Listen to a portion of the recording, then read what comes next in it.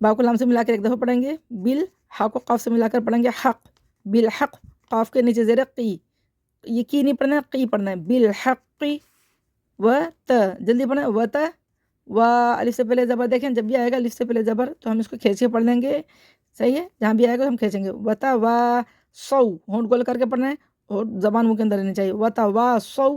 با کو صاد سے ملا دیں گے، الف اور لام دونوں گر جائیں گے اور با کو ہم تشدید الحرف سے ملا کے پڑھیں گے، بس، و ت وا سو بس، صاد کو با سے ملا کر پڑھیں گے ایک دفعہ، سب، بس سب، با ساکن پہ قلقلہ کریں گے یعنی کہ آواز پلٹ کے واپس آئے گی، بس سب، را کے نیچے زیر باریک پڑھیں گے ری، بس صبری، و تواصوا بالصبر